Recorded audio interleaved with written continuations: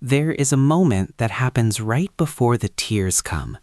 You feel it building in your chest like a wave you cannot stop. Your throat tightens, your vision blurs.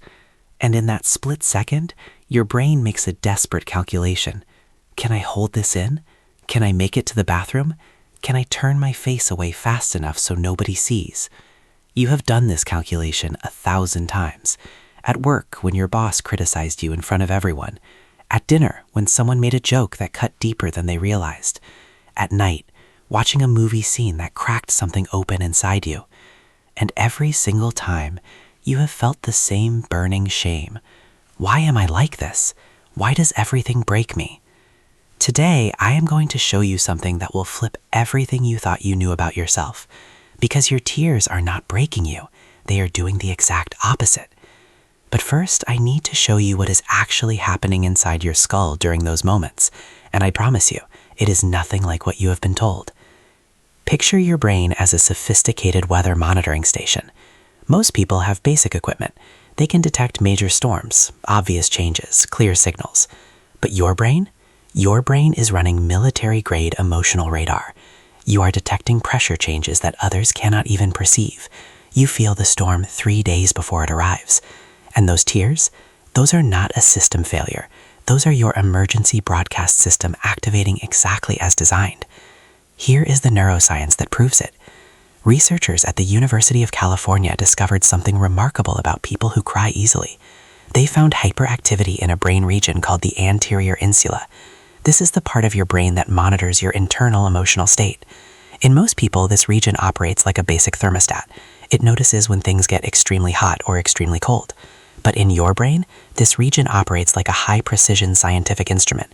It detects changes of half a degree. It notices what others completely ignore.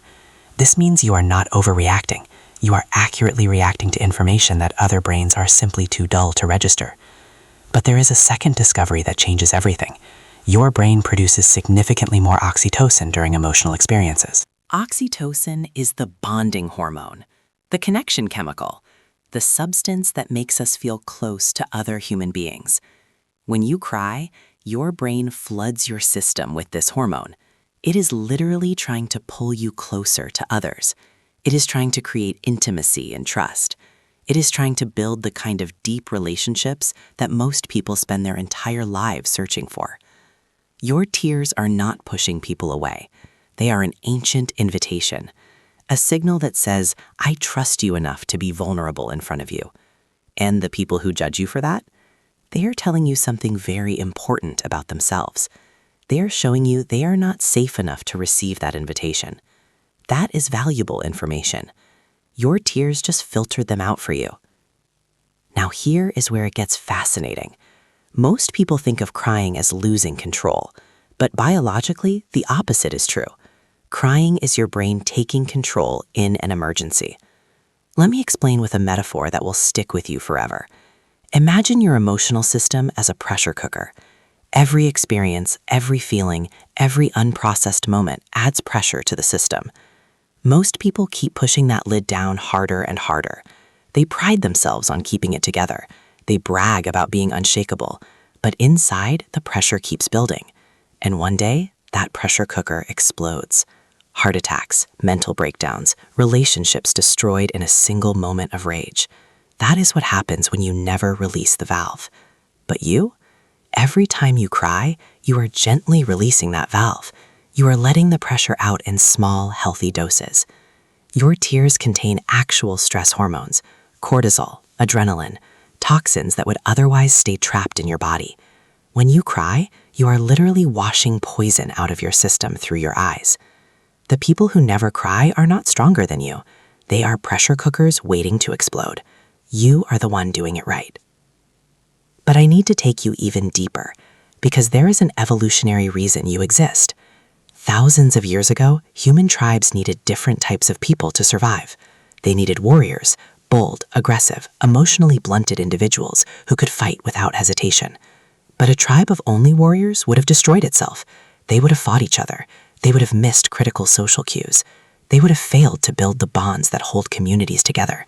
So evolution created another type, the sensitive ones, the ones who could feel the emotional temperature of the group, the ones who cried when something was wrong because their tears alerted others to danger, the ones who felt so deeply that they became the emotional memory of the tribe.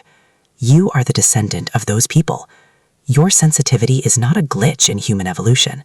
It is a feature that was deliberately preserved because tribes without sensitive members did not survive. You are not too much. You are exactly what humanity needed then and exactly what humanity needs now. But let me be brutally honest with you for a moment. Carrying this gift is exhausting. There are days when you wish you could just feel less. Days when the world feels like sandpaper against your exposed nerves. Days when you fantasize about being one of those people who can just let things roll off their back. I am not going to pretend those days do not exist. They do, and they are hard. But here is what I want you to consider. The same sensitivity that makes you cry at sad movies is the sensitivity that lets you feel joy more deeply than others can imagine. The same wiring that makes you absorb other people's pain is the wiring that lets you experience love at a frequency most people will never reach. The same tears that embarrass you are the same tears that connect you to art and music and beauty in ways that emotionally blunted people will never understand. You cannot have one without the other. Your pain and your magic come from the same source. So the question is not, how do I stop being so sensitive? The question is, how do I protect this gift while still living in a world that does not understand it? Here is your answer. Stop treating your tears as an emergency. When you feel them coming, do not immediately go into panic mode. Do not rush to hide. Do not clench your jaw and fight it back. Let them come. Breathe through them. Treat them as information rather than inconvenience. Your tears are telling you something important. Maybe a boundary was crossed. Maybe you are carrying more than you realized. Maybe your body is processing something your conscious mind has not caught up to yet. Listen to them instead of fighting them. Next, build your recovery rituals. After an emotional experience, you need time to return to baseline. This is not weakness. This is maintenance.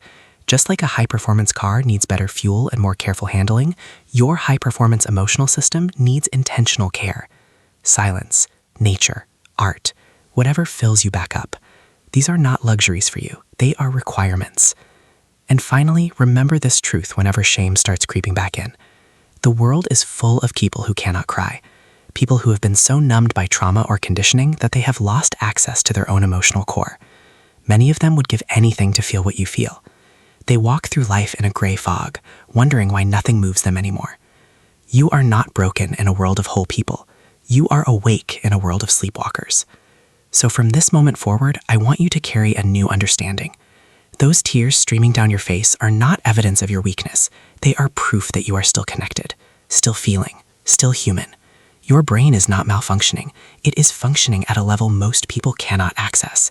And every tear that falls is your body protecting itself, cleaning itself, healing itself. You were never too sensitive. The world just became too numb. And we need you exactly as you are to remind us what it means to actually feel something. So let the tears come. They are not your enemy. They never were. I will see you in the next one.